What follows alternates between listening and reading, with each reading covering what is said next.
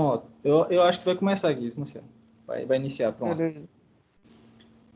Meus Sem irmãos, problema. gostaríamos de iniciar mais uma reunião da ABC2 Fortaleza. Dessa vez nós vamos estar participando com o nosso amigo, mais uma vez, Maciel, né? Continuando a primeira palestra que ele trouxe. Dessa vez ele vai trazer uma introdução à filosofia cristã, né? Eu vou pedir ao Maciel para se apresentar e você tem o tempo que julgar necessário, irmão, para poder expor aí a sua palestra, certo? Sim, eu vou pedir também ao pessoal que no final, caso tenha algumas perguntas, né, deixar anotado que a gente pode ler, para o palestrante não perder o fluxo, né, da mensagem durante a palestra. Beleza? Então pode ficar à vontade, Marcel.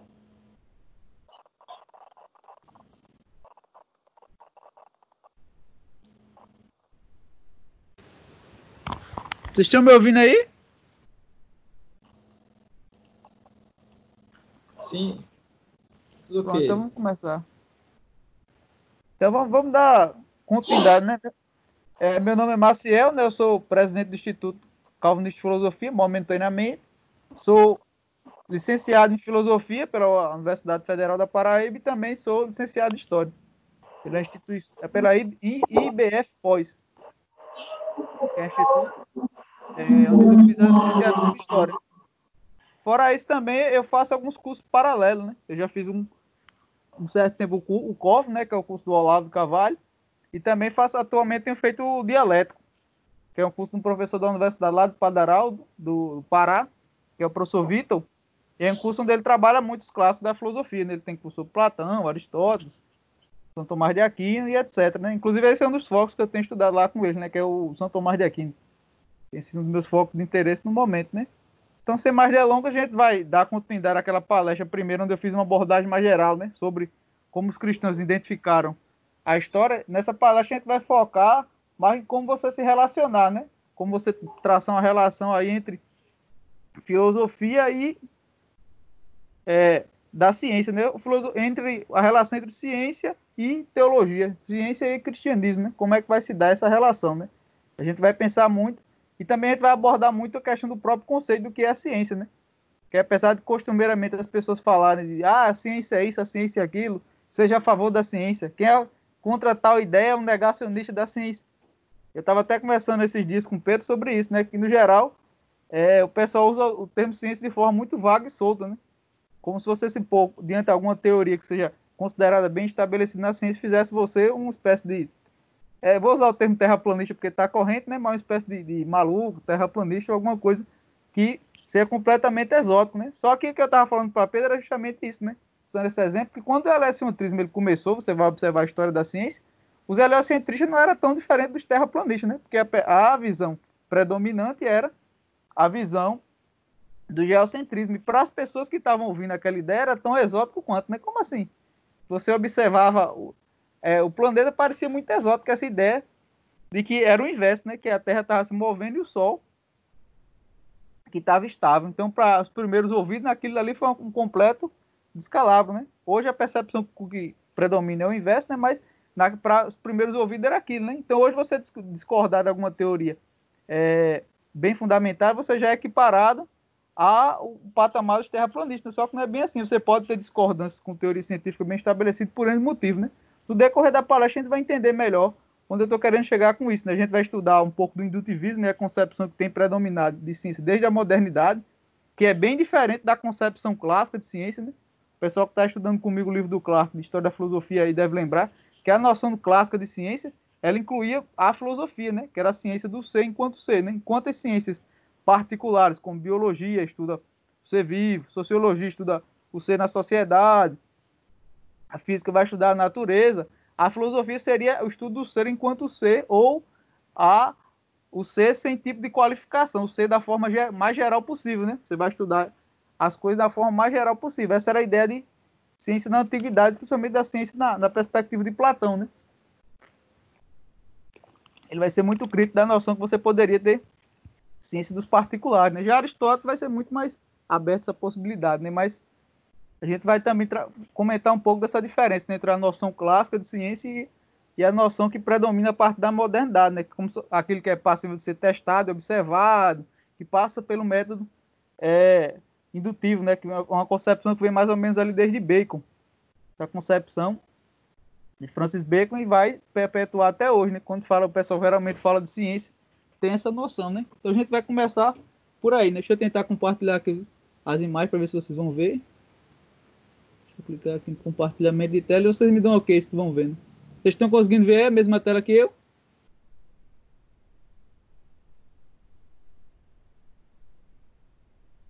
Pronto.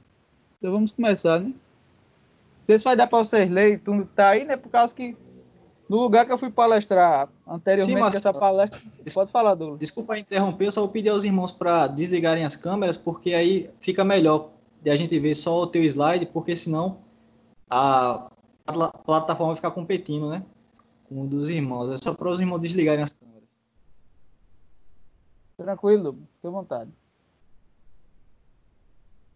Então, deixa eu só comentar um pouco antes dessa tela. Nessa capa aí é a capa do livro do Clarke, né? Eu não vou abordar todas as perspectivas filosóficas que foram propostas por Cristiano, até porque isso exigiria uma série de palestras, né? Não tem nem como abordar no momento toda a visão de Clarke, né? A ideia de uma palestra é o quê? Instigar vocês a se aprofundar na visão dele, né? Então eu vou partir da visão de Clarke por uma razão muito simples, né? Porque eu acho que é a visão mais coerente, etc., das que foram desenvolvidas.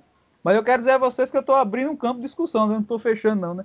Então, a filosofia da ciência é um campo muito vasto e tem muita coisa que tem sido produzida por cristãos adversários, né? Mas eu, particularmente, acredito que essa seja a visão mais coerente. No decorrer da exposição, eu vou estar expondo os argumentos de Clarke, vocês vão entender por que Clarke defende a visão que ele defende, né? Então, de início, a gente vai começar fazendo algumas perguntas, né? Os cientistas e filósofos têm legado no decorrer da história recente que a ciência torna desnecessária a crença em Deus, né? Mas será que isso é verdade? Será que só devemos acreditar em algo se for comprovado cientificamente? Onde está baseada essa crendice naturalista no poder da ciência, né? Será que ele pode ser justificado racionalmente? Na medida que a gente for avançando, a gente vai perceber também as falsidades, principalmente feitas pela galera neoateísta, né? Que tem colocado que a ciência ela é completamente antagônica à fé, ou completamente antagônica à religião, né? Eu até mencionei na última palestra que a gente deu, eu mencionei sobre o positivismo, né? Eita, deu uma rima aí. Vocês estão me ouvindo aí?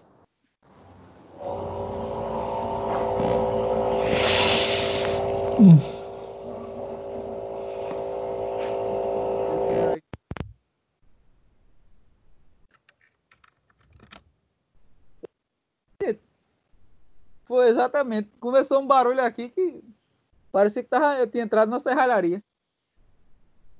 Mas agora normalizou, né? Voltando, então, uma das perspectivas que na modernidade vai voltar, né? Até eu mencionei isso na aula passada, foi a perspectiva do iluminismo, né? Que vai culminar na sua versão, digamos assim, mais extremada no positivismo, né?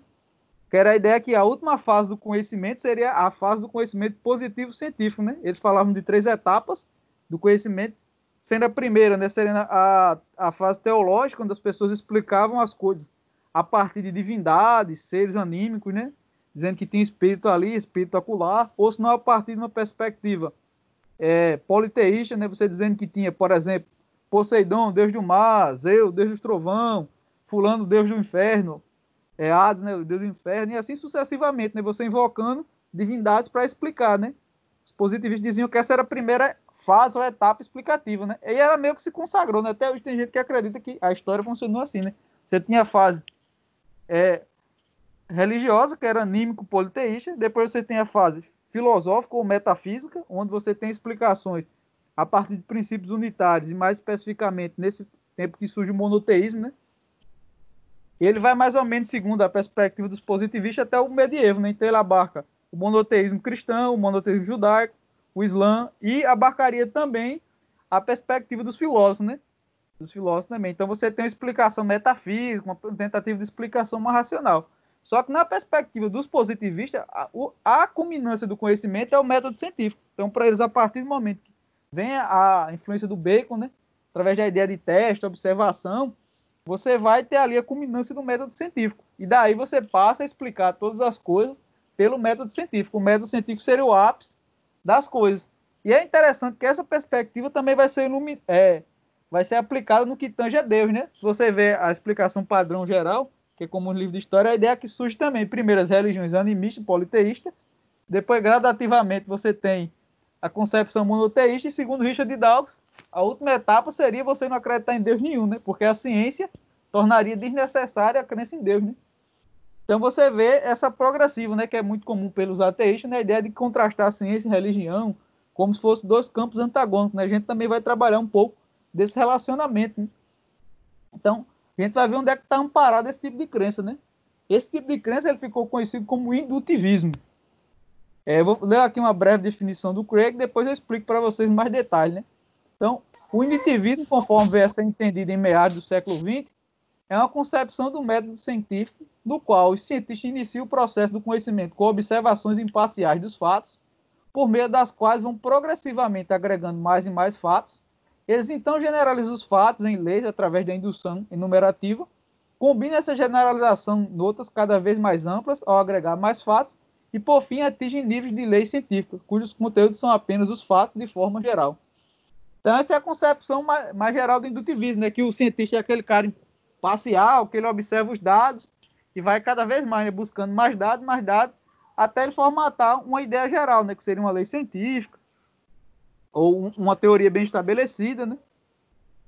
Dependendo do grau de confiabilidade ou de confirmação que ele venha alcançar, né? Uma hipótese também, ele trabalhar.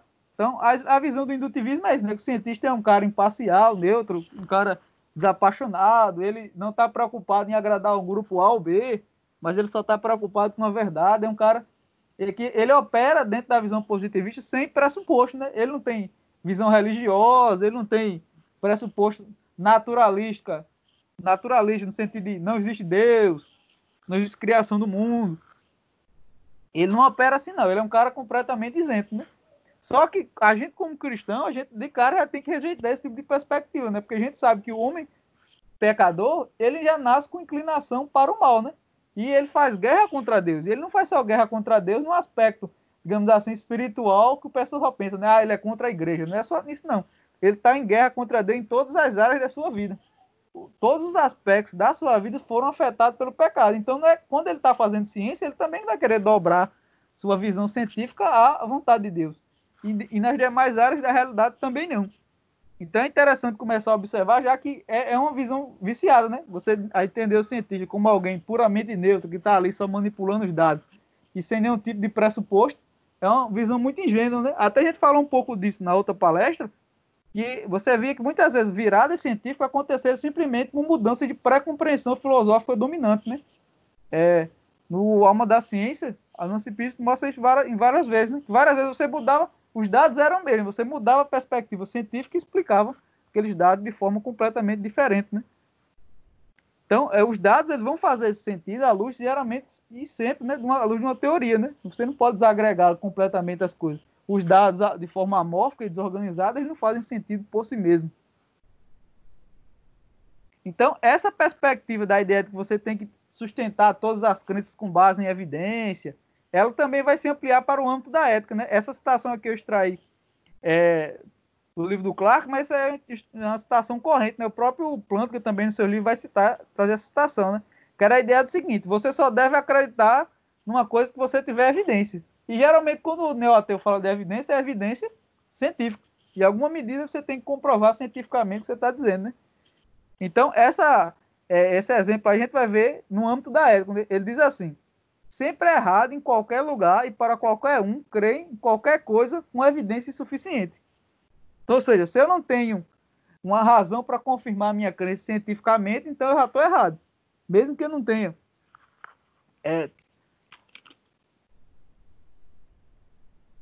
tempo para fazer um estudo científico detalhado, né, segundo o Clifford, se eu não conseguir dar uma explicação lá, que seja fundamentado na ciência, já estou sendo irracional, né? Tem um documentário, eu acho que era o Vírus da Fé, da BBC, que Richard Dawkins, ele entrevistando várias pessoas de várias religiões, né? Para quem não sabe, Richard Dawkins é um biólogo ateu, né? E ele era um desses movimentos neo-ateístas, ele fez a fama dele pregando o ateísmo, né? E ele entrevistando pessoas de várias religiões, na medida em que ele entrevistando essas pessoas, ele questionava, né? Mas quais as evidências da sua crença? Por exemplo, entrevistava um espírito e dizia, mas como é que você pode me provar que o espiritismo é verdadeiro? Quais são as evidências científicas do espiritismo? Ali entrevistava um pastor protestante, a mesma coisa, e assim ia, ele entrevistando pessoas de várias religiões e sempre com esse questionamento, né? Mas quais as evidências? Como é que você pode me provar isso? Então isso tem sido bem recorrente, né? Até hoje, quando você fala de, não, mas eu acredito em Deus, mas quais são as evidências científicas para você acreditar em Deus? E geralmente até a própria noção de fé, eles dizem que a fé é algo irracional, não porque eles estudaram a noção de fé em Santo Agostinho, São Tomás de Aquino, ou em algum teólogo cristão famoso, não. Eles foram entrevistar Zé do Posto, perguntaram ele, mas o que é que tu acha que é fé? Não, acho que fé é um negócio que eu acredito sem provar. Eu acredito que eu não tenho como provar, é um pulo no escuro, então geralmente, o nível de teologia de Richard Dawkins, dos neo-ateus e dos secularistas no geral, é nível de teologia do Zé do Posto, né, como a gente costuma brincar. Porque eles não procuram estudar os grandes representantes, os grandes pensadores daquela corrente, mas eles pegam alguém aleatoriamente e dizem que aquele cara representa a visão geral, né?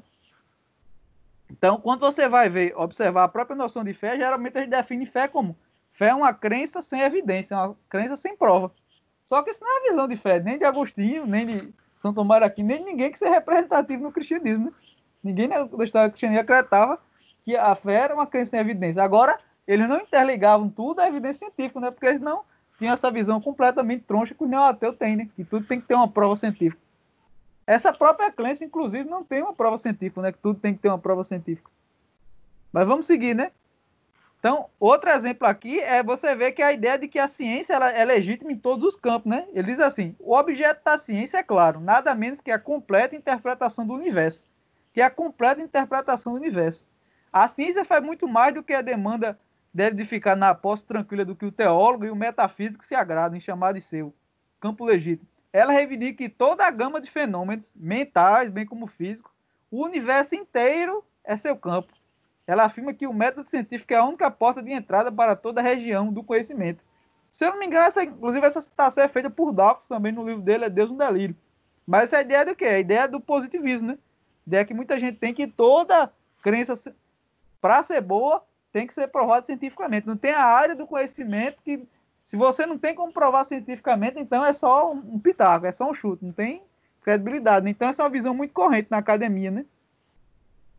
Então aqui a gente vai partir para analisar o raciocínio de Dawkins. Eu ia passar o vídeo, mas para evitar problemas com travamento, eu vi que o Skype estava meio revoltado comigo aqui. Eu vou só parafrasear o que Dawkins diz no vídeo e a gente segue, né? Para analisar esse exemplo que eu dei, né?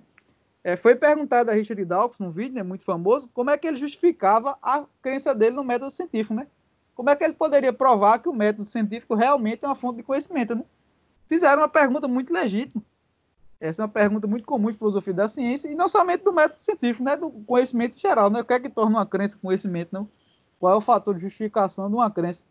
O engraçado foi a resposta dele, né? Porque ele disse, não, a ciência é verdadeira porque a ciência funciona.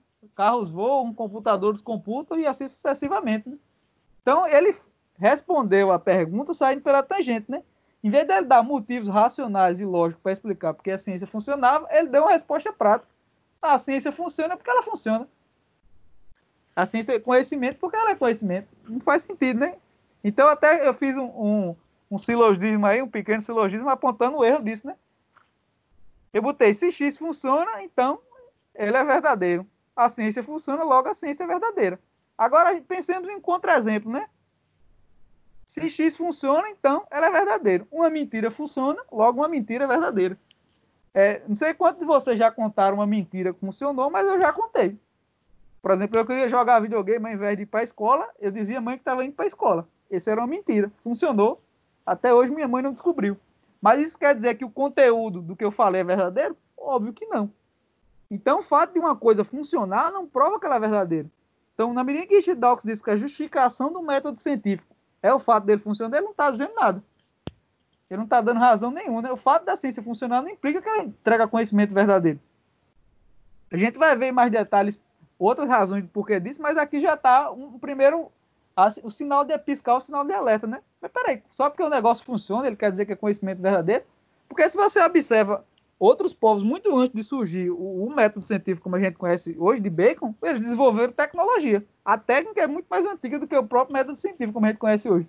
Você vai ver vários povos, como chineses, árabes, eles já tinham desenvolvido várias tecnologias que a gente conhece. E não havia método científico como a gente conhece hoje, né? Apesar do pessoal sempre tentar agregar tecnologia ao método científico como a gente tem, mas não é exatamente a mesma coisa, não. Você vê que um, inclusive, precede o outro, né? Não tinha um método científico sistematizado como a gente tem hoje, já havia tecnologia. Não havia tanta tecnologia, né? Como a gente tem hoje. Porque eu acho também que tem uma relação ligada ao capitalismo, né? Mas não vou entrar em detalhe disso, porque isso já é outra discussão, né? Mas o ponto é, o fato de algo funcionar não prova que ele é verdadeiro. Isso já que tem que ficar claro, né? Agora a gente vai sair da visão senso comum, né, de Richard Dawkins, Companhia Limitada, neo-ateus e cientistas no geral, e a gente vai começar a adentrar em alguns importantes teóricos da filosofia e da ciência, né? Uma coisa que é importante ressaltar é que nenhum desses teóricos aqui que eu vou citar de início são cristãos. O Karl Popper não é cristão e qualquer um que se aventurar em história da ciência tem que estudar Karl Popper, né? Ele é um marco. Mas percebam o que ele vai dizer sobre a ciência atual, né? Para deixar você já começar a deixar vocês de cabelo em pé. Ele diz assim: o filósofo britânico Karl Popper escreveu: nós sabemos que nossas teorias científicas sempre permanecem como hipóteses. Na ciência não há nenhum conhecimento no sentido no qual Platão e Aristóteles entendiam a palavra, no sentido que implica finalização. Na ciência nunca teremos razão suficiente para a crença de que alcançamos a verdade. Para tudo aí, né? Como diria nessa, para. Importante é que vocês entendam o que ele está querendo dizer, né? Primeiro, o que é conhecimento no sentido de Platão e Aristóteles? Platão, nas suas obras, vai consagrar uma definição que a gente chama de tripartite do conhecimento na história da filosofia. Você tem três formas de você abordar essa questão, né? Você tem, primeiro, a ignorância, que é quando você não tem ideia nenhuma sobre esse assunto. Por exemplo, qual é a melhor forma de uma mulher se vestir para ir para um baile de 15 anos? Se você perguntar a mim, eu não faço a mínima ideia. Então, eu sou um ignorante completo sobre esse assunto. Tem as áreas que você tem uma opinião, que você tem uma ideia, mas você não tem como prová-la de forma absoluta ou definitiva. Você tem alguma ideia sobre aquele assunto. Rapaz, eu acho que dá para fundamentar nisso, por causa disso, mas eu não tenho como provar de forma absoluta, né? É a minha percepção. Por exemplo, eu acho que o Cruzeiro é o melhor time do Brasil. É uma percepção que eu tenho, mas eu não tenho como justificar de forma absoluta. Eu ainda posso, inclusive, dar chutes, né? Por exemplo, eu posso dar um chute e acertar de quantas pessoas vão morrer no Brasil por coronavírus. Mas eu não tenho nenhuma prova definitiva para isso, né? Pode ser que eu dê um chute e acerte. Então, aquilo que você não pode provar de forma definitiva, com 100% de certeza, é o que você chama de opinião, né? Nessa categoria vai desde pitacos do dia a dia que você dá até conhecimento no sentido científico que a gente tem hoje, né? Coisa que hoje é verdadeira, amanhã não é tão certa assim. E por último, você tem o que é o conhecimento propriamente dito, né? Que é uma crença justificada verdadeira. Como assim, Marcel? Crença porque você não tem como acreditar num negócio que você acha que é falso. Se você acredita numa coisa é porque pelo menos você acha que é verdadeiro. Você pode enganar os outros, né? Você pode mentir para outra pessoa, mas você sabe o que é verdade. Né? Então, para você ter conhecimento, primeiro você tem que acreditar naquele negócio.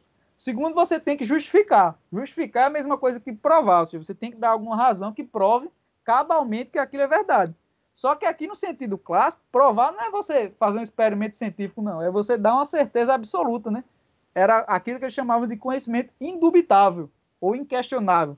Não tinha essa história para Platão e Aristóteles de, não, a verdade científica é conhecimento hoje e amanhã é mentira. Não, para eles, para que algo fosse conhecimento de fato, tem que ser conhecimento hoje, verdadeiro, amanhã, semana que vem e forever alone, para sempre. Não pode ter esse negócio de verdade hoje, verdade amanhã. E por último, verdadeiro, né?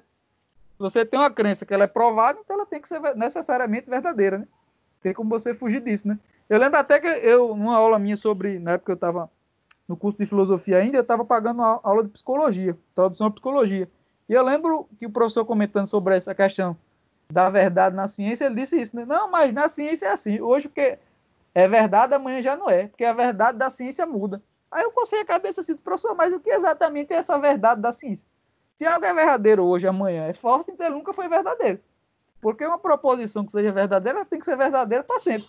Não pode ser verdade hoje e amanhã depois. Aí, não, mas é porque na ciência é diferente, né?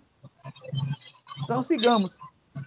Outro cara também que não é cristão, né, mas que tem essa percepção é o Bertrand Russell.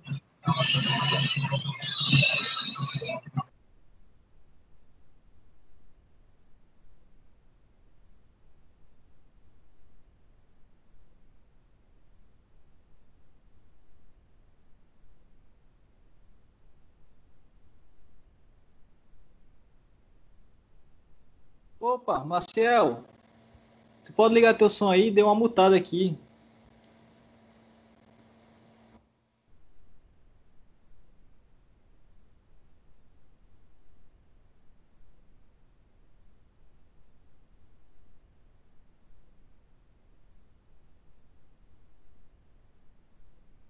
Deixa eu ver aqui. Voltou aí, Douglas?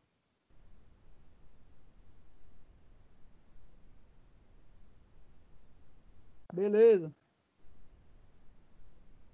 Então, voltando aqui, né, a gente tem o caso do Bertrand Russell, né, que ele foi um filósofo ateu. E interessante, para esse é o momento, gente, vou ligar só o ventilador aqui.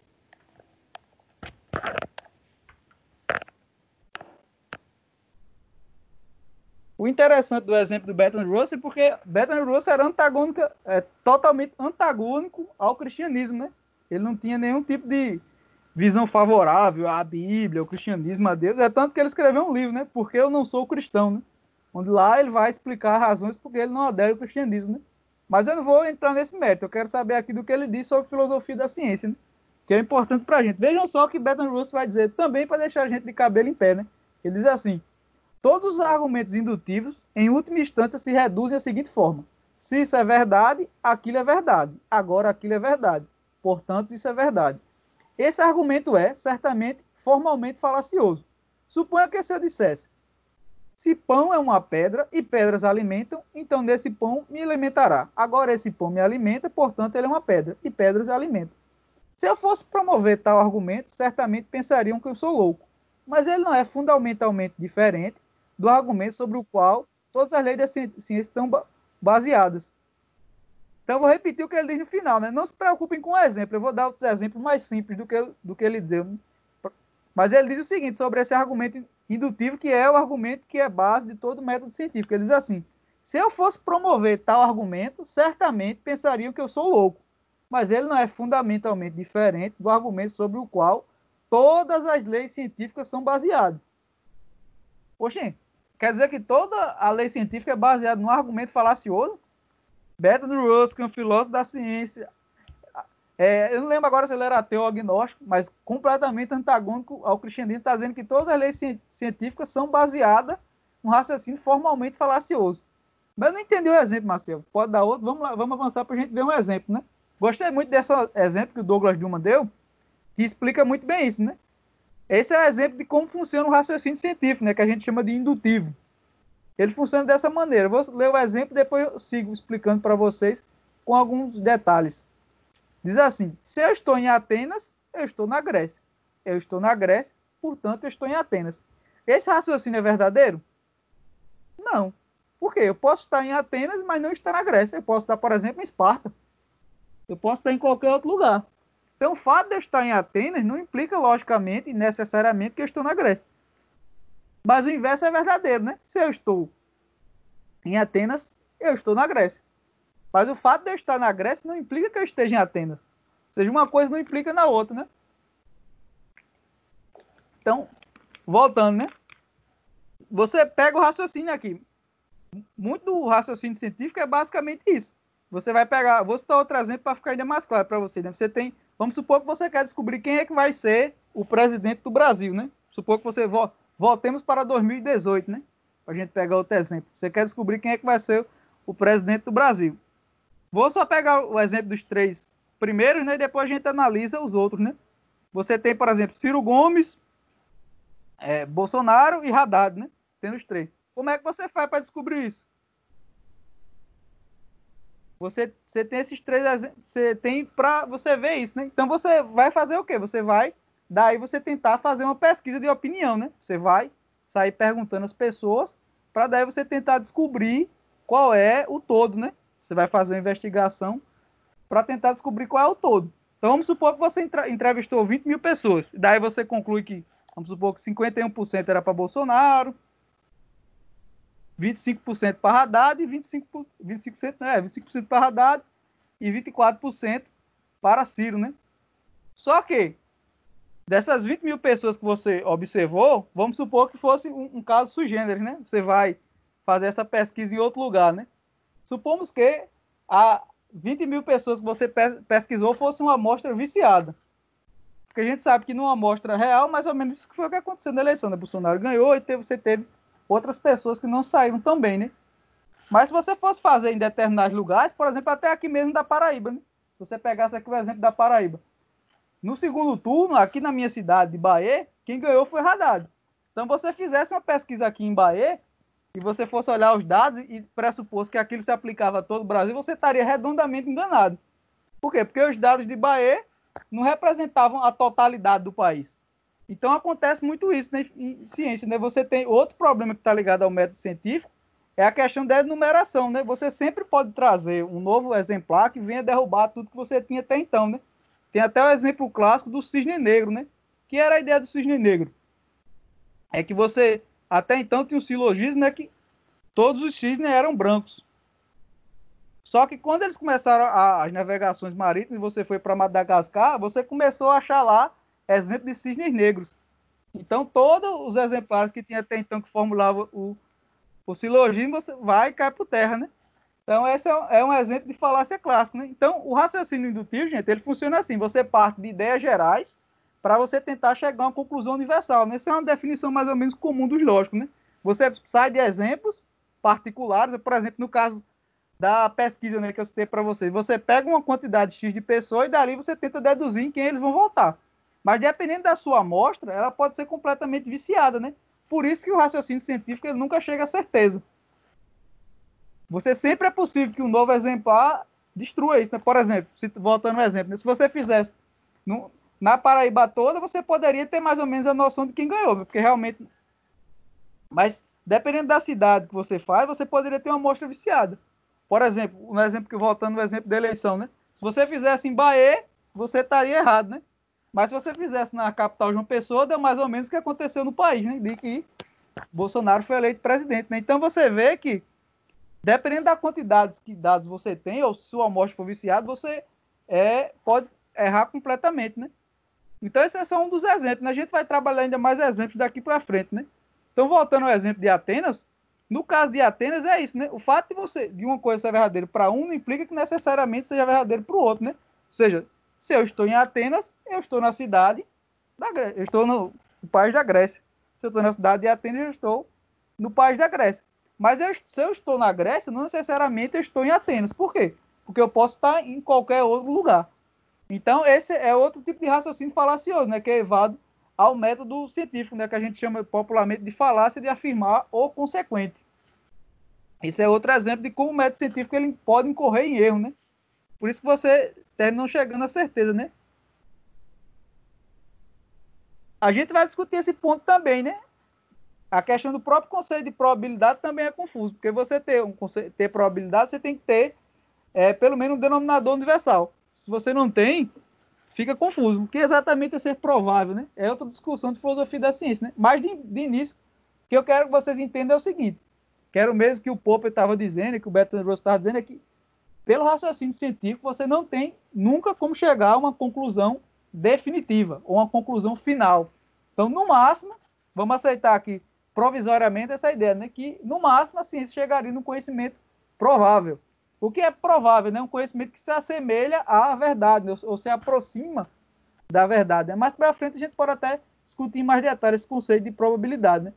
Então, esse exemplo aqui é um exemplo de falácia de afirmar o consequente, né? Que não é diferentemente de tudo que você vê em relação ao método científico, ele comete essa falácia, né? Que é o exemplo que o Bertrand Russell dá, né? Mas vamos seguir.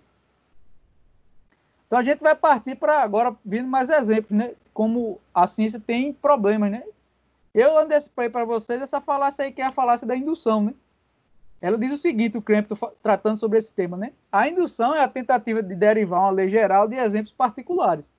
A ciência é necessariamente indutiva. Entendendo ciência aqui, gente, ciências naturais, né? E também não é ciência no sentido clássico, né? Como eu disse para vocês, ciência no sentido clássico inclui matemática, filosofia e etc. Hoje, geralmente, o pessoal entende ciência no sentido mais moderno, é aquele que passou pelo método científico, né? Inclusive, para alguns empiristas, a matemática era só mais especulação teórica, né? Sem tanto de respeito ou base, na realidade, né? Mas, continuando. A ciência é necessariamente indutiva. Por exemplo, se o cientista está estudando os corvos, ele pode observar 99 corvos e descobrir que todos eles são pretos. Mas seriam alguma vez capaz de afirmar que todos os corvos são pretos? Não. O próximo corvo que ele observa poderia ser um albino. Uma pessoa nunca pode observar todos os corvos, passados, presentes e futuros. Proposições universais nunca podem ser validamente obtidas pela observação. Por conseguinte, a ciência nunca pode nos dar a declaração 100% verdadeira, né? Então, cabe aqui você entender essa questão de proposições universais. O que é uma proposição universal? É que ela é válida 100% certa. Ela é válida em todo lugar. Ela não é válida apenas para algumas pessoas. Ela é objetivamente verdadeira para todo mundo. O que a gente diz como subjetivo é o quê? Aquilo que é válido para mim não é válido para você. Por exemplo, o meu refrigerante predileto é Fanta Uva, mas para Douglas pode ser Coca-Cola. Então a gente geralmente está na esfera do subjetivo. Por quê? Porque é válido para mim, não é válido para ele. Mas uma proposição universalmente verdadeira tem que ser verdadeira para todo mundo, né? Então peguemos outro exemplo prático, né? Ou o Deus cristão existe, ou ele não existe. Não tem como Deus cristão existir para mim e não existir para Douglas. Então a proposição universalmente verdadeira não permite tal coisa, né? Você pode ter questões subjetivas de simplesmente relacionar ao gosto pessoal, mas a ciência ela sempre se pretendeu ser objetivamente verdadeira. Então, válida para todo mundo. Agora tem o seguinte problema, né? Se a ciência nunca pode dar uma conclusão definitiva, como é que ela pode ser objetivamente verdadeira para todo mundo? Esse é outro problema relacionado ao método científico e com a forma indutivista de encarar, né? Porque lembra lá que o indutivista ele acha que o único campo de conhecimento possível é o campo científico, né? Ele acha que a ciência é que resume toda a explicação da realidade. E como a gente vai ver mais na frente, a ciência é importante, isso aí é inegável, ela nos legou muita coisa boa, só que ela não resume toda a realidade. Nisso aí, o pessoal da filosofia clássica estava muito mais atinado, né, para esse ponto. A ciência ela é importante, tem sua importância, mas nem sua importância é determinada pelo método científico. A sua importância é derivada de uma filosofia anterior, ou de uma cosmovisão anterior. Então, seguindo. Então, outro ponto que também é importante a gente entender é que a ciência ela não pode extrair diretivas éticas, ou dizer o que a pessoa deve ou não deve fazer, né? Gostei muito dessa fala aí que o Clarke diz, né? Clarke sustentou que o empirismo não suporta qualquer posição ética, porque não consegue superar o problema do e deve ser. Este problema de que um deve não pode ser determinado a partir de um em outras palavras, a partir de premissas descritivas não se podem formular conclusões normativas. Por meio de se observar o mundo, não se pode concluir como devemos agir. Por exemplo, Clarke, em vários livros, ele trabalha esse exemplo aí, ele dá um exemplo que eu gosto muito de citar, né? Ele diz, por exemplo, a ciência pode mudar armas nucleares, ela pode nos permitir novos meios de matar as pessoas, mas ela não tem como dizer certo, se é certo ou não usar tais coisas, quem eu devo matar ou não, ou se eu devo matar alguém, se eu devo fazer uma guerra nuclear ou não. Isso não tem como ser derivado empiricamente. Então, o fato de você observar as coisas no mundo, você poder fazer testes, você desenvolver algumas tecnologias, não diz como você deve usar tais tecnologias. Ela não delimita. Então, primeiro aqui já você vai ver um âmbito que está completamente fora da esfera científica, do que é testável e observado. De cara aqui, o âmbito da ética não podem ser equiparados, né? O âmbito científico. Por mais que hoje você veja tentativas de querer trazer a ética para dentro da ciência, ou reduzir a ética à ciência, ou até mesmo negar a ética em nome de um falso cientificismo, a ética ela não pode ser restrita ao âmbito da ética, e ela é extremamente necessária para a gente usar, né? Porque pensem comigo, por que a gente não deveria extinguir toda a raça humana? Por que a gente tem que preservar a raça humana? Ou seja, por que eu devo desenvolver conhecimento e tecnologia para preservar a raça humana? Supomos que eu seja um ambientalista radical, né, como tem alguns grupos, defendendo que o principal problema da humanidade é o ser humano. Por que eu não posso usar a ciência e tecnologia para extinguir a raça humana?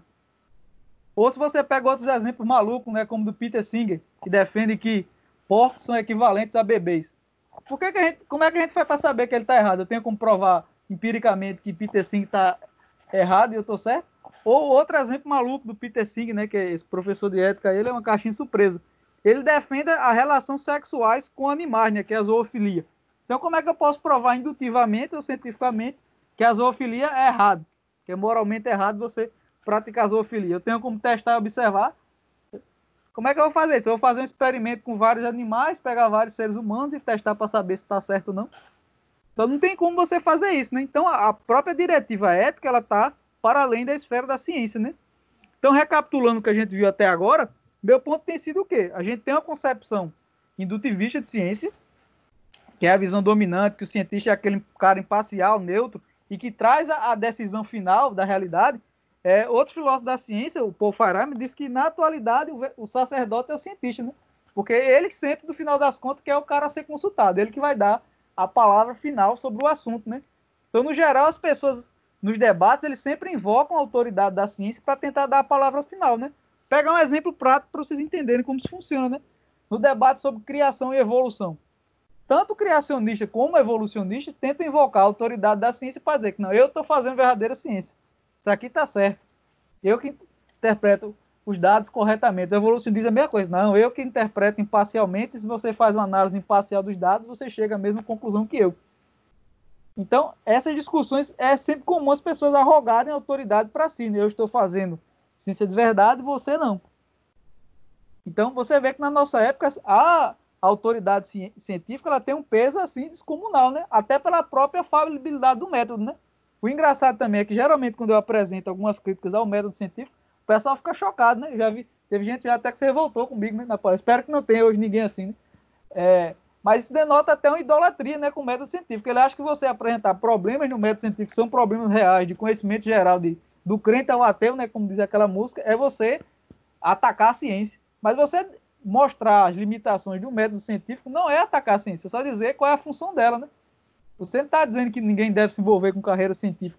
Eu lembro até de um exemplo que o Cheng dá em um dos seus livros, que ele diz o seguinte: supomos que tem um cara aqui que é cristão, né, e ele quer ser um policial. Só que ele acha que ele vai ser o Capitão Nascimento, que vai acabar com todo o crime no mundo. Ele acha que está no poder dele extinguir a criminalidade ou o mal. Ele vai conseguir isso? Não. Por quê? Porque ele tem uma visão real de qual é a sua função e de qual é o seu campo de atuação. É a mesma coisa um cientista cristão. Se ele achar, vou chegar lá na academia e vou provar a existência de Deus cientificamente, ele vai só se frustrar. Porque a prova ou a contraprova da existência de Deus está para além do método científico. Então, você dizer qual é a função da ciência não é desmerecê-la, é dar o lugar que é devido. E também atacar uma das idolatrias que você vê desde o iluminismo, que é justamente de cultuar a ciência, né? Exatamente, Douglas. É sempre o mesmo esforço, né? Douglas tem esse exemplo também. Na própria apologética você vê essa necessidade, que os crentes ficam brigando para provar que a Bíblia é mais científica do que os ateus estão dizendo. Então, toda hora tem essa preocupação, né? Não, tem que provar arqueologicamente essa parte da Bíblia aqui, porque se não achar arqueólogos que confirme tal parte da Bíblia, a Bíblia não é mais confiável. Então você vê que é um verdadeiro desespero de muitos crentes para provar que a Bíblia sempre é mais científica do que os outros estão dizendo. Só que quando você entende que o método científico tem suas falhas e ele si mesmo não pode se justificar, isso tem um peso das suas costas. Você não vai estar mais preocupado em provar, não, mas é o contrário. A ciência depende da teologia, ela depende do cristianismo para ser verdadeiro. Então, não é o contrário. O que justifica a veracidade da ciência e sua confiabilidade é a teologia, a filosofia teísta. Mas vamos seguir. Então, partindo dessa seguinte questão, né? A ciência pode determinar o seu próprio valor? Ou seja, por que fazer ciência é importante? Por que em vez de usar aqui até a palavra do nosso ministro da Educação, né? Para que o cara vai estar falando de filosofia na Paraíba? Por que o cara não vai estar lá plantando banana ou fazendo alguma coisa aqui seja mais útil? Por que você tem, ou você se envolver com outro experimento científico, né? Por que eu vou estar fazendo biologia, sociologia, seja lá qual hora da ciência você tiver? Por que eu tenho que fazer isso, em vez de estar fazendo outra coisa que seja técnica ou que dê dinheiro? Ou que seja, tenha uma utilidade imediata, né? Porque a gente sabe que a ciência tem utilidade, mas às vezes, em algumas áreas, é só a longo prazo. Então, por que eu não tenho que me envolver com algo que seja de imediato, né? Então, é interessante essa fala aí. Ele diz assim, né? Finalmente, para mostrar a inutilidade da ciência, fora da sua própria esfera estrita, a ciência não pode determinar o seu próprio valor. Sem dúvida, a ciência permite ao homem dominar a natureza. Pela ciência, as bombas são feitas, o câncer poderá em breve ser curado. A maioria das pessoas acham que bombas e remédios não são coisa boa de se ter. Mas não há nenhum experimento que prove a bondade dessas coisas. Elas são indubitavelmente boas. Algumas coisas são menos eficazes para um fim. Então a questão é, o que é que torna uma coisa boa?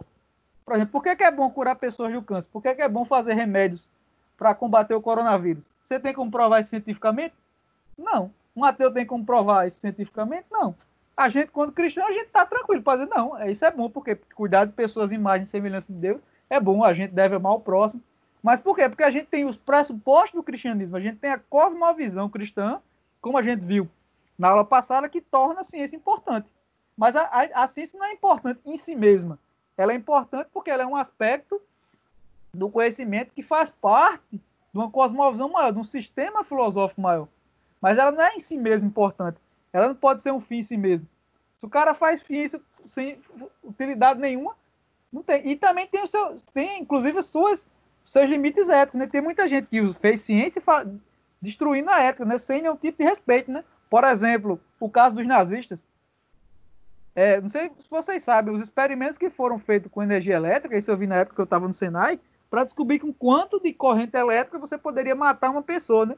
E segundo o meu professor da época, ele disse que a quantidade de corrente elétrica que mata uma pessoa foi descoberta durante o regime nazista. E adivinha como é que eles fizeram isso? Eles pegaram pessoas, obrigados, né, judeus e outros grupos minoritários, e ficaram dando choque no cara lá, até descobrir. Dá choque nesse cara aí, vamos cronometrar. Então você acha essa coisa certa? Não, é um completo absurdo, né? Então até para você estabelecer os limites de como você pode testar a ciência, como não, você não depende da ciência, depende de um pressuposto filosófico mais geral, né? Então, seguindo, né? Mas pode a experimentação demonstrar que a destruição de cidades ou o prolongamento da vida é algo bom? O valor da ciência depende do valor da vida, mas o valor da vida, quanto ao suicídio, é uma escolha possível. E, portanto, o valor da ciência em si deve ser determinado por algum tipo de filosofia geral, da qual a ciência não é nem a totalidade nem a base, mas apenas uma parte subsidiária. E é a minha convicção que a melhor filosofia geral, na verdade, é a única posição que administra satisfatoriamente todos esses problemas. É a filosofia revelacional cristã. Então, aqui, claro que vai colocar justamente o que eu estou pontuando para vocês, né? Que a ciência ela só faz sentido a partir de uma filosofia mais ampla. Isso não é só Clarke que percebeu isso, não. Vários cientistas e filósofos da ciência que têm se voltado para a tradição clássica têm dito isso, né? Tem até o Kenneth Smith tem dito isso, e outros também, eu acho que é Wolfgang Smith, físico também, ele, seu excelente livro Ciência e Mito, ele também vai falar sobre essa questão, né? De você encaixar a ciência numa filosofia mais ampla, né? Lembra que eu falei para vocês que na ciência clássica, a filosofia era que dava justificativa e que unificava todos os campos. Ela era a ciência que unificava todos os campos. Só que na modernidade, não. Você vai começar a pensar a ciência completamente desapegada da filosofia. Hoje você diz, mas para que serve filosofia? Você tem como testar e observar a ciência? Se dá na filosofia não tem conclusões definitivas. Na ciência tem.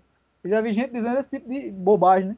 Mas quando você tem o entendimento correto e dá precedência, você vai entender que a filosofia, e no nosso caso, uma filosofia cristã, é que vai dar justificativa para a ciência e vai dizer qual é a importância, qual é o método, como você deve fazer, como não. Então, é essa daí que vai estar extremamente ligado, né? Então, o método científico deve, sim, isso é utilizado, deve cristãos participarem da ciência, mas entendendo as limitações da ciência e dentro da filosofia cristã mais ampla, né? Você não tem como fazer isso de forma diferente. Se você não tiver a serviço de Cristo na ciência, você vai estar a serviço de Satanás e do secularismo, né? Então, por isso que a gente tem que ter uma cosmovisão cristã coerente, né?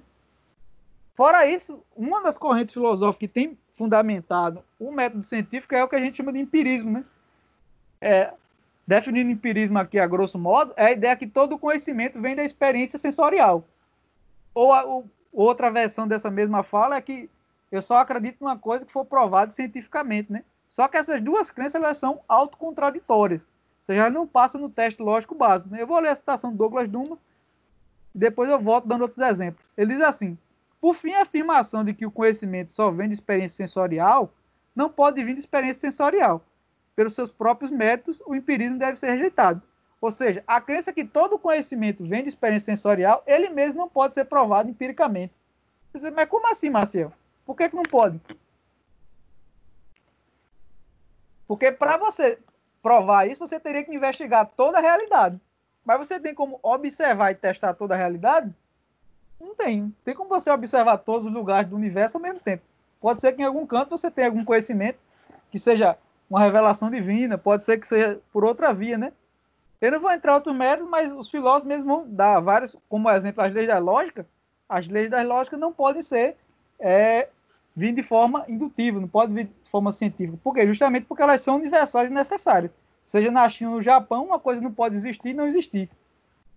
O Deus cristão não pode existir e não existir ao mesmo tempo. Ou Deus existe ou não. Esse é um exemplo de lei da lógica, né? do princípio da não contradição. Então, ela é verdadeira universalmente. Isso você não tem como refutar empiricamente ou testar empiricamente. Mas, falando de outra versão dessa mesma fala, que é do seguinte, né? Eu só acredito numa coisa que for provada cientificamente. Eu escutei isso 1 milhão de vezes, né, enquanto eu fazia filosofia, e sempre minha resposta era, beleza, você só acredita numa coisa que é provada cientificamente, correto? Como é que você prova essa crença cientificamente?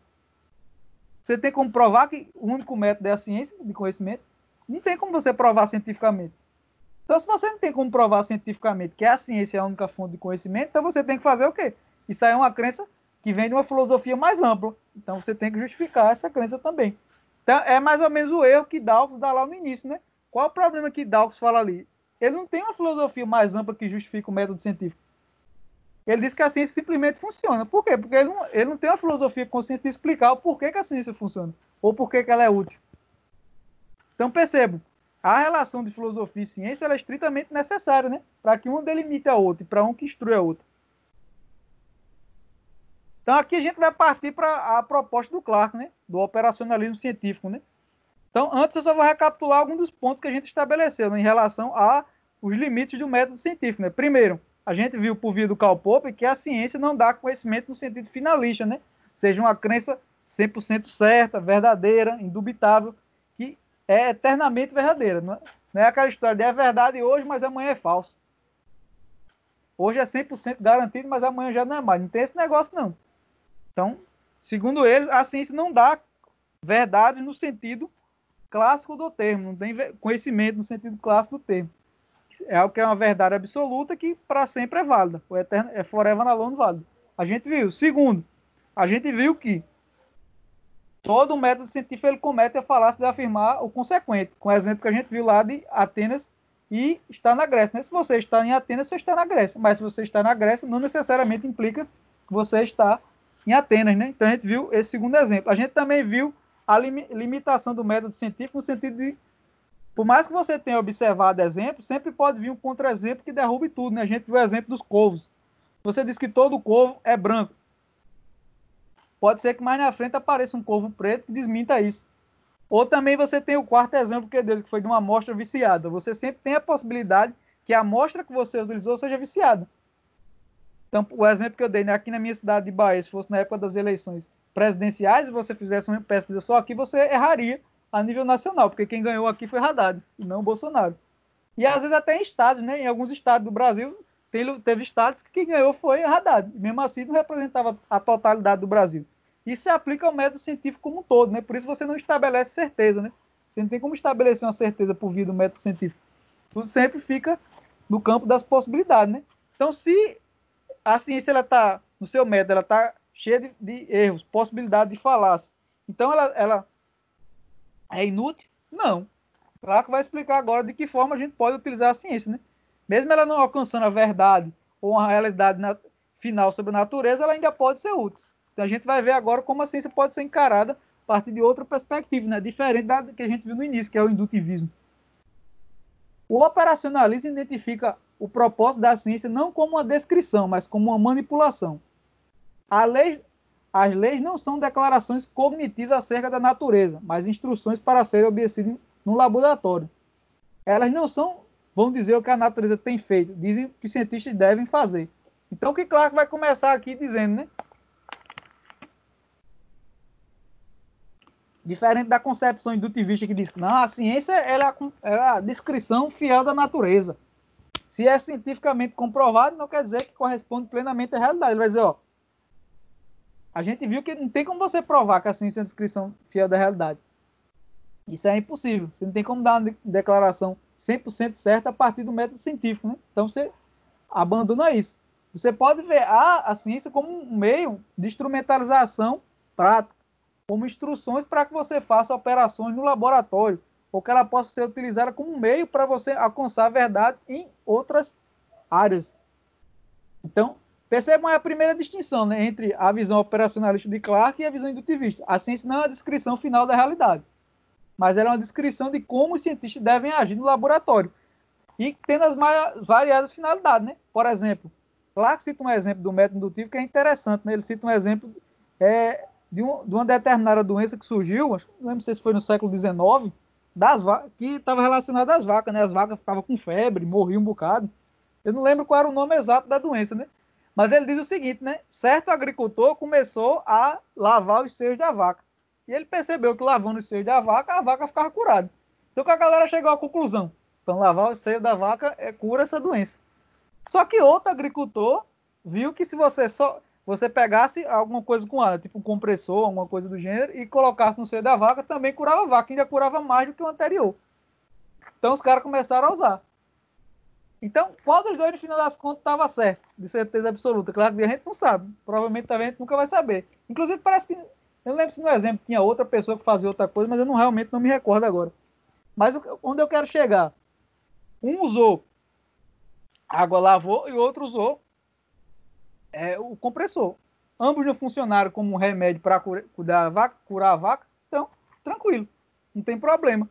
Então, a ciência foi útil para a gente. Então, a finalidade da ciência, dentro da perspectiva de Clarke, né, e nas filosofias instrumentalistas de forma geral, a ideia é que o objetivo primário da ciência não é nos dar um conhecimento definitivo da realidade, como é entendido no realismo, nem na visão indutivista, mas é o contrário.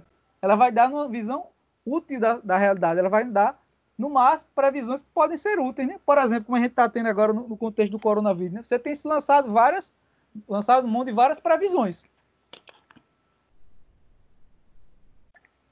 Você tem aquele muito famoso, né, do Imperial College, que teve erros assim monumentais nos cálculos. Inclusive, estão suspeitando que os estudos do Imperial College cometeu erros até graças a erros no software.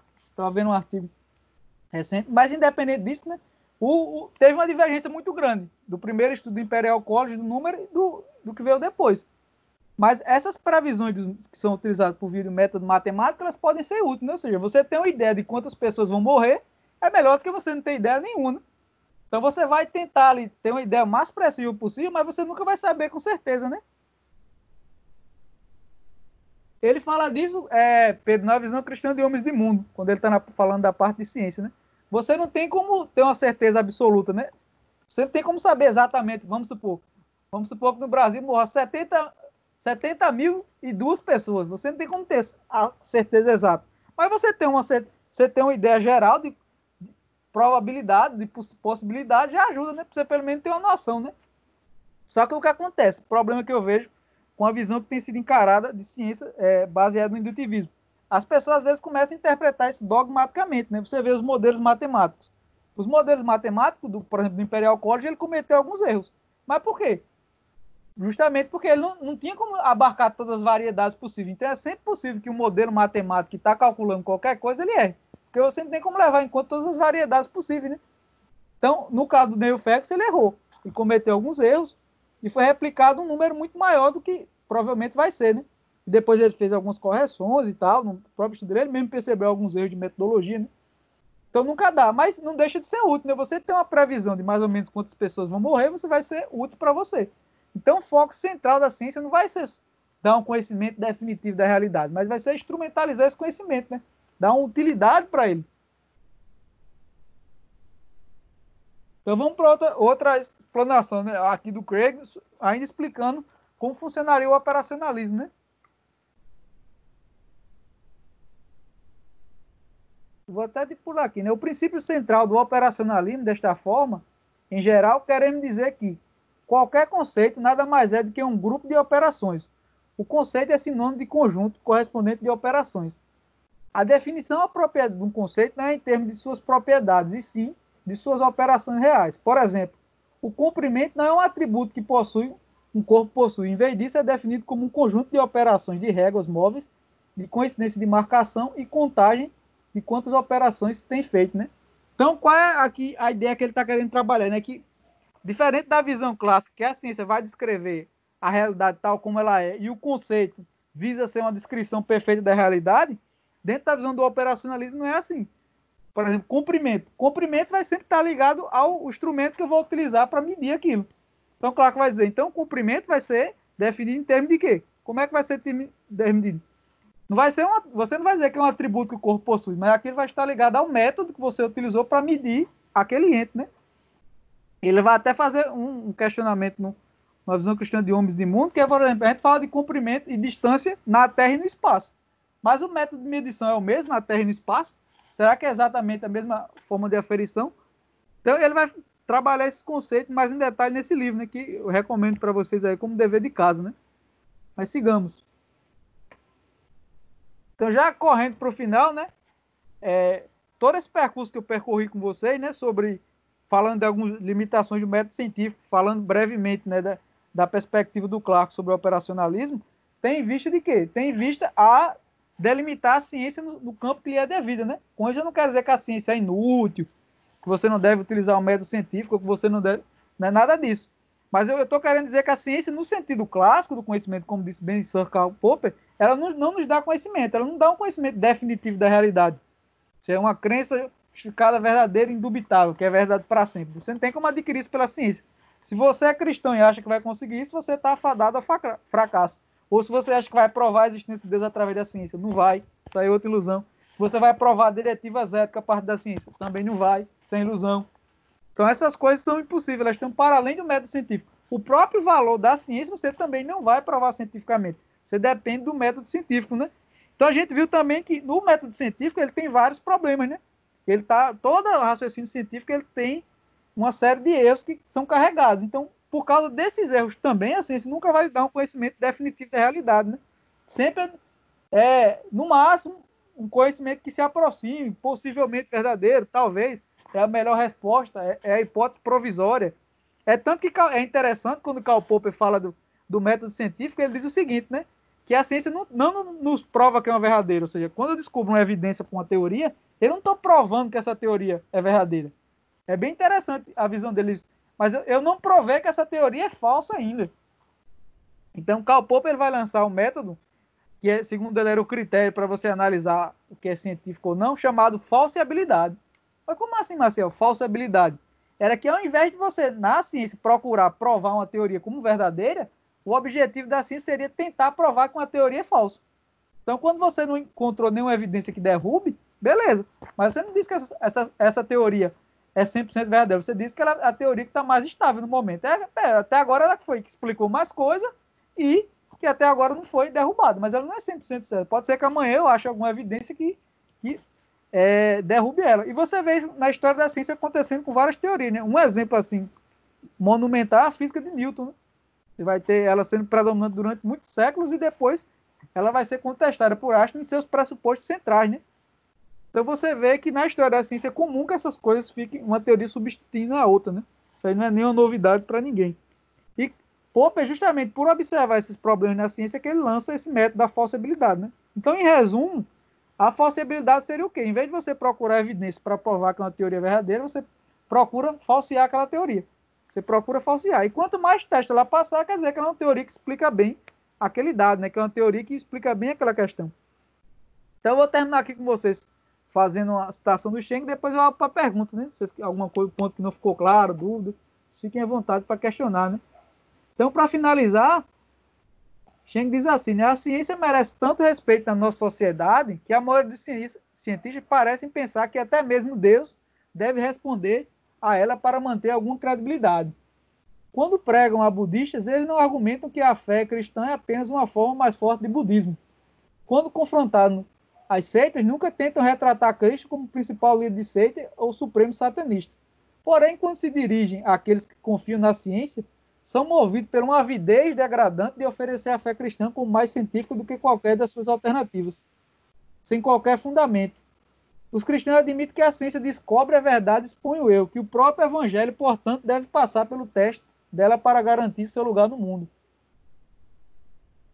Isso é muito estranho, porque a Escritura nos diz que o homem espiritual julga todas as coisas, mas ele mesmo não é julgado por ninguém. E certamente não pelo homem natural. Aguardo que cientistas pleiteiem comigo e me convençam de que as suas conclusões são cristãs. A ciência não é Deus, a ciência não é a verdade, ela não é uma coisa em si mesma.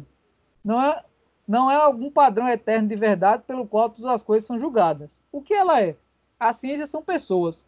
Pessoas conjecturam, escolhem, cometem equívocos, fazem esquemas de financiamento, revisam suas teorias, inventam explicação e entram no espiral de completo absurdo. Mas Jesus Cristo é a verdade de Deus. Ele é racionalidade encarnada e não responde a ninguém. Então, finalizo com essa frase do Schenck, né? Espero que vocês tenham entendido o ponto central dele, mas o que ele está querendo dizer é justamente isso, né? Que você não pode fazer a ciência, nem o método científico moderno, como critério final que você julga toda a realidade, né? Tem gente que quer julgar o Evangelho, a Bíblia, pelo método científico. É o contrário. A ciência que tem que ser julgada pela Bíblia. A ciência que tem que se submeter à visão bíblica. Então, se a ciência chega a uma conclusão diferente ou oposta do que a Bíblia ensina, pior para a ciência, porque a ciência não é infalível. Ela erra e já errou muitas vezes na história, né? Então a gente não tem que ficar desesperado. Eita, um cientista disse que descobriu um negócio que prova que a Bíblia é falsa. Eita, fizeram um achado ali. A gente não tem que se preocupar com isso, justamente porque o método científico é falho. Ele tá sempre aberto à possibilidade de erros, correções e etc. Né? Então, quando cristão, a gente tem que construir uma ciência, mas sempre a partir de uma cosmovisão cristã, a partir dos fundamentos da Bíblia. A gente não tem que se vergonhar por a gente ter uma filosofia. O ateu também tem uma filosofia para justificar a ciência e uma filosofia inútil, que é o naturalismo. Ela não tem como justificar o método científico, nem a própria racionalidade. Então, eu finalizo dizendo isso, né? E se tem alguém que quer ser cientista cristão, não sei que todas as pessoas estão ouvindo, mas você pode fazer ciência. Aqui não é um desencorajamento a fazer ciência. Mas você tem que saber as limitações do que você está fazendo, né? Como o exemplo que eu dei anteriormente de um policial. Se você é um policial que quer acabar com toda a criminalidade, você vai ter uma visão maior do que você tem, né? Mas você pode ser, por exemplo, um biólogo cristão e defender o criacionismo.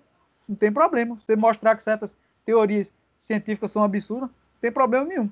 Mas você tem que saber das limitações da ciência, que a ciência é limitada, que ela é fonte de erro, que ela tem uma série de problemas, que os métodos estão cheios de falácia lógica, não tem problema. Mas você pode ser útil no reino mesmo assim, mas sempre sabendo dos limites da sua área de atuação. Você não achar que você pode fazer uma coisa para além do que você está, né? Como eu já vi vários crentes, às vezes, compartilhando coisas tipo matemático prova a existência de Deus matematicamente, ou bobagem do gênero, né? Então, por aqui eu finalizo, né? E agradeço a paciência de todos vocês e abro aí para perguntas, né? Quem quiser perguntar, questionar, fiquem à vontade. Maciel, primeiramente nós queremos agradecer a vossa participação, uma palestra muito enriquecedora, cara.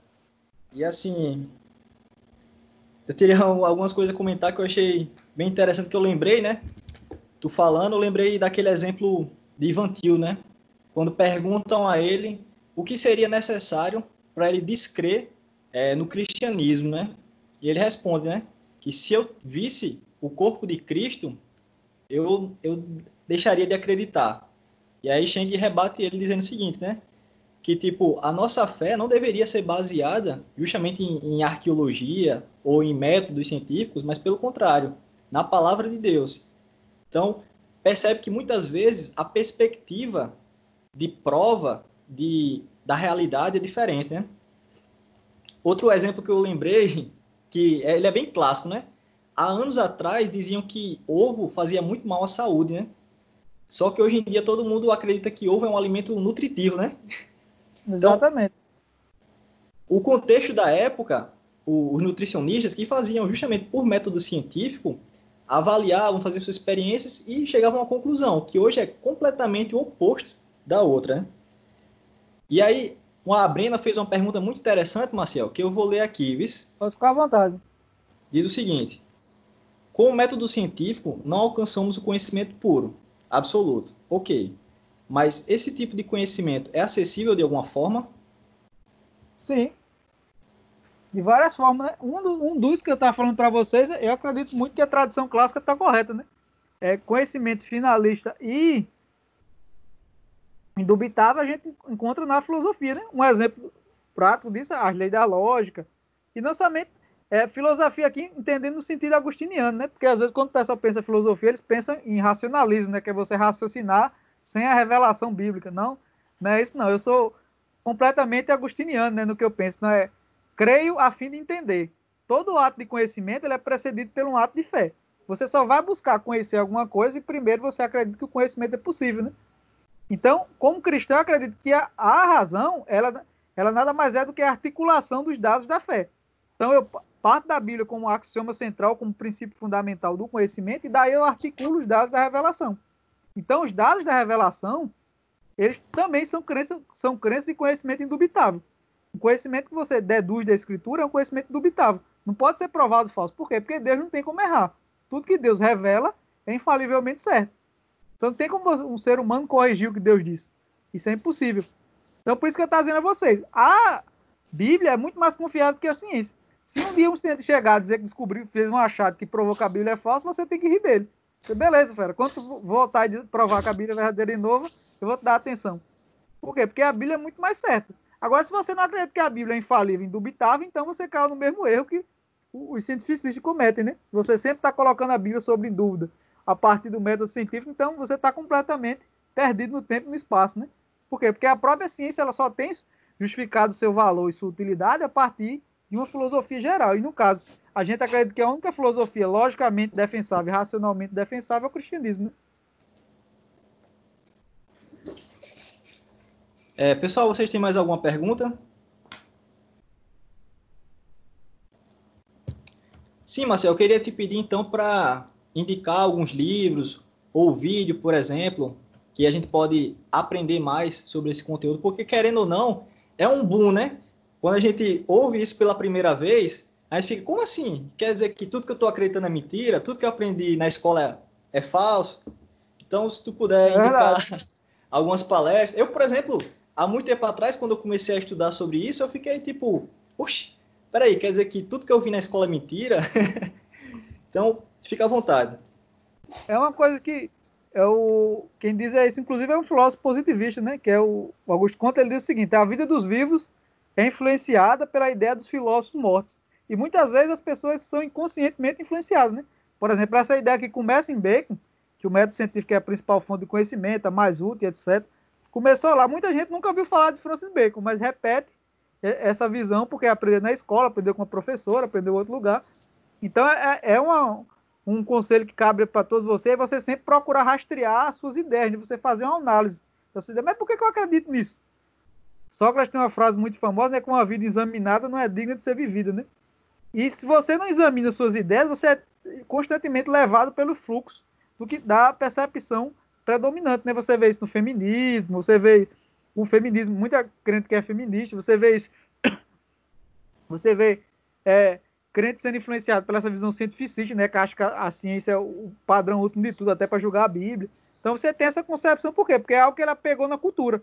É até uma coisa que o Eduardo Fizzo, que é um filósofo tombista, diz, e é verdade, é a poluição cultural. Por que você tem crente esquerdista, crente feminista, você tem um sério de problemas? Por quê? Porque eles pegaram na poluição cultural, a gente vive na poluição cultural. Você é bombardeado com essas ideias constantemente. Então, para ter um processo de purgação, é um processo demorado, né? Você tem que ler, você tem que refletir, pensar. Então, vocês só vão ter uma visão clara da ciência se vocês estudarem o tema. Se vocês ficarem se limitando a que o professor disse, fulano disse, ciclano disse, nunca vai, né? Então, como primeira recomendação, eu recomendo o livro do Clarke, que tem o mesmo título da palestra, né? É a Filosofia da Ciência e a Crença em Deus. O livro é sensacional, você tem pela editora Monergismo, né? Eu não lembro exatamente quanto está o preço, mas tem lá pela editora Monergismo, onde Clarke vai aprofundar tudo que eu falei aqui, né? Você vai tratar com muito mais riqueza de detalhes, exemplos, tudo que eu venho falando para vocês aqui, né? Você também tem um livro do Karl Popper, A Lógica da Ciência, que também é um livro fenomenal.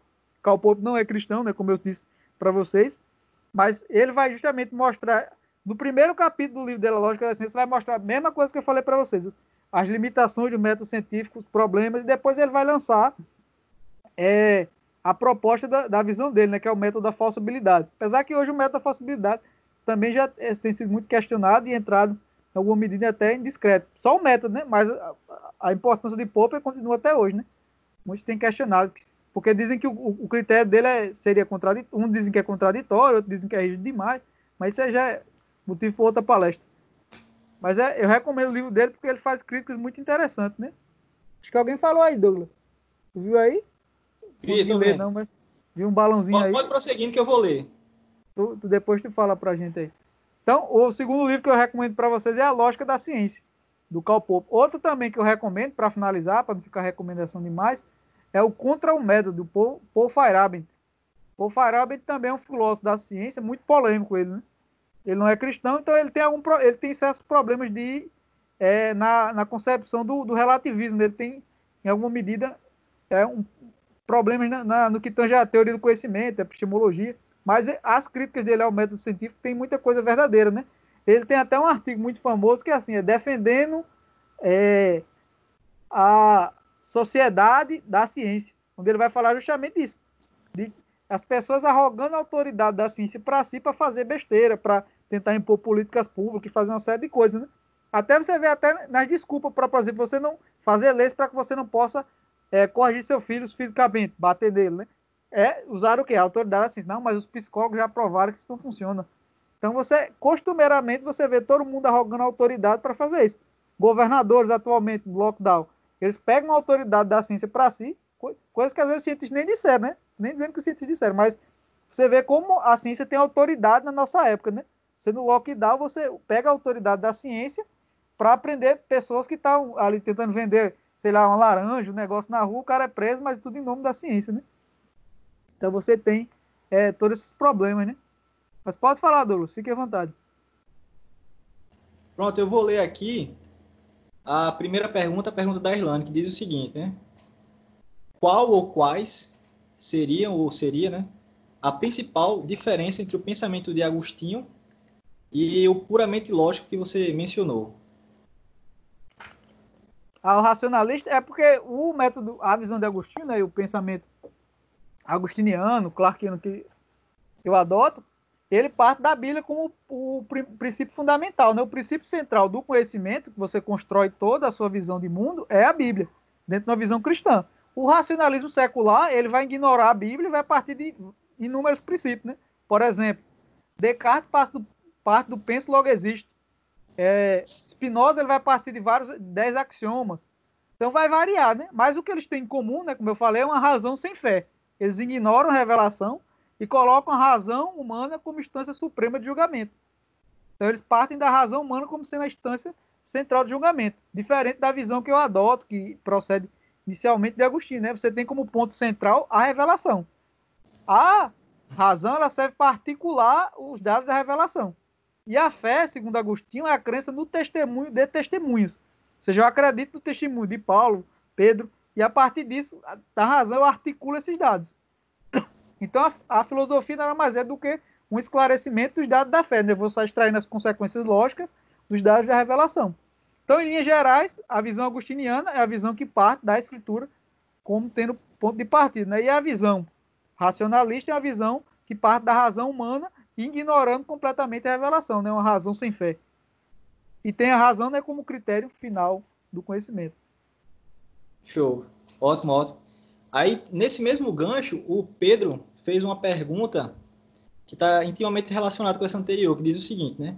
Se tudo que é deduzido da Bíblia é verdadeiro, como lidar com deduções dela que discordam entre si? Aí você vai aplicar o princípio da não contradição, né? Se você deduzir uma coisa da Bíblia e deduzir outra que aparentemente contraditória, então você entendeu alguma coisa errada. Por quê? Porque a revelação bíblica não tem como estar errada. Então você vai usar o princípio da analogia da fé, né? Você vai entrar até no princípio hermenêutico, né? Que está amparado no princípio da não contradição. A Bíblia não é a palavra de Deus? A palavra de Deus é inerrante, então ela não pode se contradizer. Se você deduz uma coisa aqui e lá na frente você deduz outra que é contraditória, então você entendeu alguma das duas partes erradas. Então você vai rever o seu raciocínio para perceber onde você errou e depois vai chegar a uma conclusão que seja conciliável, né? Isso nos lembra, Marcelo, inclusive o nosso saudoso Granconato, né? Quando ele defende responsabilidade humana e soberania divina, né? Na mente dele existe uma certa contradição entre essas duas coisas, aí ele afirma justamente o mistério, né? Porque ele diz o seguinte, essas duas são deduzidas da Bíblia. Ora, se eu não consigo resolver, então é um mistério. Só que, pelo que tu está dizendo, justamente deveria ser o contrário. A gente deve entender que pela Bíblia ser infalível, a gente tem que harmonizar. Só acrescentando a coisa, Doug, mesmo que você não consiga resolver, isso não implica que não tem resolução, né? Porque você pode ter limitações do momento, né? Você pode não entender lógico o suficiente, você pode ser alguma coisa que você teria que recorrer a um estudo mais aprofundado do texto, você não está com tempo. Mas o fato de você não entender tal coisa não quer dizer que a contradição está na Bíblia, a contradição está na sua mente. É muita arrogância, né? Erra. Exato. O mistério, o paradoxo, não está na Bíblia, está na sua mente. Então é isso que às vezes o pessoal confunde. Então, o fato de você ter um paradoxo, uma contradição na Bíblia, não quer dizer que a Bíblia é contraditória, o problema está na revelação bíblica. O problema está em você, porque você é um ser humano falível, então você pode entender partes erradas, etc. Mas se você acredita, voltando de novo, como axioma fundamental, o princípio fundamental do conhecimento, que a Bíblia é a palavra de Deus, então ela nunca vai se contradizer. Então, se você chega a uma conclusão que é contraditória, é porque você errou em algum passo do seu raciocínio. Pois é muita falta de humildade a gente, como humano finito e limitado, achar que logo Deus, que provavelmente errou, Deus sendo onisciente, é muita falta de humildade. Aí uma outra pergunta do Pedro diz o seguinte, né? A Rayana, ela perguntou qual é o nome desse último autor que tu falou do livro. Eu acho que está falando sobre a lógica do... é o nome do autor, me esqueci agora, do livro. Do Contra o Metal, o Paul Eu acho que Farabene. deve ser esse. Aí qual é o nome dele? Do Paul autor? Farabene. Paul Farabene. Paul Farabene. Tá certo, eu acho que alguém deve ter entendido aí. Mas Aí eu vou ler caso o... diga ela que depois a senhora entrar em contato comigo ou com você, que eu dou por escrito, fica até mais fácil, né? Beleza. Aí eu vou passar a última pergunta aqui do Pedro, que diz o seguinte, né? Se o empirismo é necessariamente falso, como que, obtendo acesso à Bíblia, se não por meio dos sentidos? Como a gente pode entender a Bíblia se não por meio dos sentidos? Uhum. Nisso aí você vai entrar numa discussão do que tange a teoria do conhecimento, né? Mas aí é simples de responder, né? Eu, como agostiniano, de novo, eu acredito que a fonte do conhecimento é Cristo, né?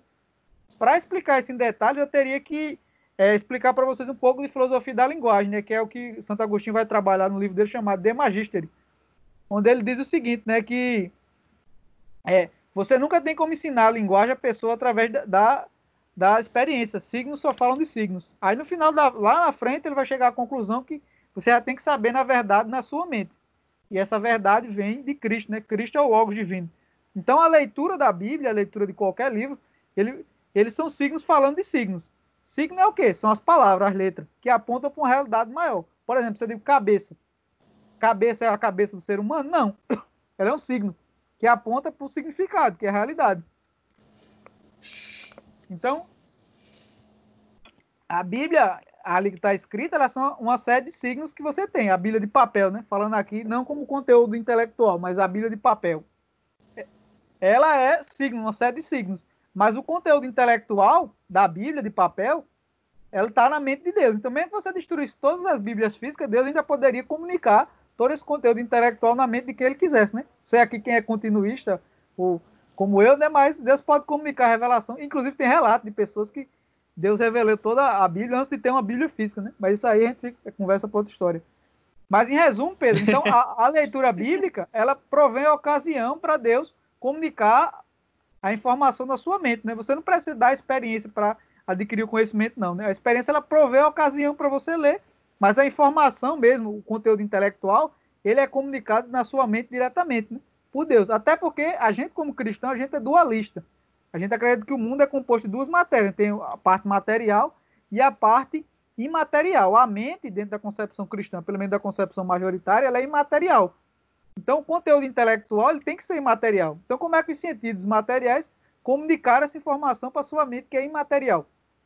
Esse é um problema muito maior para você explicar. Dentro da minha visão é simples. Por quê? Porque Cristo comunicou o conteúdo da sua mente. Então, a experiência é simplesmente a ocasião para isso, né? Pronto, temos mais uma pergunta aqui, viu, Marcel? Pode ficar à vontade aí. Por enquanto aqui. eu tô... É umas 4h30 eu tô ali. Só depois que eu vou ter que sair para fazer uma janta. Mas até 4h30 pode ficar aí. Beleza, beleza. Fica à vontade. A pergunta é a seguinte, né? As revelações divinas não são só empíricas, né? Existe, por exemplo, a revelação imediata, aquela de Romanos, a palavra inscrita no coração do homem. Acho que esse é o termo. De fato, é o que a gente conhece também como revelação geral, né? Na teologia. Exatamente. Lembrando que coração na concepção hebraica não era como a gente tem depois do freudianismo, não, né? Coração depois do freudianismo, o pessoal pensa que é sentimento. Mas era o centro mais íntimo do ser, né? Envolvia seu intelecto, vontade e emoções. Envolvia todos os três. Então, quando ela diz que a lei está escrita no seu coração, não é no seu coração nem físico, nem coração no sentido freudiano, que é os sentimentos. A lei está escrita na sua mente. Exatamente. Inclusive, o próprio Clarke faz uma análise da palavra coração na Bíblia, justamente mostrando que tipo, ela aparece uma proporção gigantescamente maior relacionada à mente do que a qualquer outra coisa. Né? Exatamente. O John, inclusive, tem um tratado sobre isso, muito interessante. Mas, em resumo, é isso. Então, você tem a revelação geral que está escrita. Essa é o que a gente é um exemplo de conhecimento inato, né? Ou seja, o ser humano já nasce com esse conhecimento. Deus escreve no coração humano o fato de Deus existe. Muita gente acha que quando Romanos fala de que você olha para a natureza e descobre Deus, é que você, de alguma forma, usa a natureza para você deduzir a existência de Deus. Mas não é. Quando você olha para a natureza, dentro da visão do Clarke, você relembra, ou do Agostinho, você relembra que Deus existe. É simplesmente um movimento de relembrar. Porque esse conhecimento já está no seu coração. É mais ou menos aquela questão da tinta invisível, né? Não sei se você já viram aqueles papéis, é muito comum criança ter isso. Você escreve com tinta invisível, aí não dá para ver. Aí quando você chega com uma lâmpadazinha, você consegue ver. Então, quando você se depara com a natureza, seria mais ou menos esse processo. Pronto. Marcel, eu vou fazer uma última pergunta aqui, porque com 1h30 a gravação ela para automaticamente, para não quebrar, certo? Beleza. Eu vou fazer a última pergunta aqui, que diz o seguinte, né? Cientistas precisam obedecer a comitês de ética, que por sua vez são baseados, ainda que indiretamente, nos atributos de Deus. Isso seria um exemplo de limitação da ciência em detrimento da cosmovisão cristã mais ampla? A primeira coisa que a gente tem que ter uma noção é, primeiro, que a maior parte dos comitês de ética hoje são duvidosos, né? Eles não são baseados numa visão bíblica de mundo, né? Você teve vários experimentos, tanto de ciências sociais como de ciências dita exata, dura, quando a galera passou estudos completamente falsos, né? Feitos no autocompletar. Teve um caso lá de ciências humanas, né, da minha área, que os caras passaram estudo defendendo concepções nazistas. E foi aprovado pelos pares, passou tudo, foi publicado como estudo. Teve também um caso que, na função de autocompletar, o cara fez um estudo de física quântica, que foi aprovado para ele falar no Congresso. Se vocês procurarem no Google, vocês vão achar tudo isso que eu estou falando, né? Então, o fato de muitas vezes a galera quer falar que a ciência é 100% garantida porque passa por pares, mas a gente tem que lembrar que os pares são seres humanos também, né? Então, eles são falíveis. Então, pode ser que os pares errem também, né? Fora isso, você tem casos, minha gente, pra vocês terem uma noção, gente que é cristã que foi perseguido simplesmente por mencionar o design inteligente na aula. Você pode até discordar do design inteligente por um motivo ou outro, mas você mencionar a concepção científica, você ser perseguido. Então você vê que na história da ciência, a própria definição de ciência, muitas vezes ela é manejada para você excluir um grupo que você não gosta. Os naturalistas geralmente definem ciência de uma forma que você exclui Deus, exclui qualquer concepção de design inteligente, né? Então isso já começa aí o problema, né? Pronto, então eu vou finalizar, Marcel, lembrando justamente o seguinte, né? Como tu já enfatizou, a nossa filosofia cristã ela é justamente baseada na revelação, né? Na escritura, né?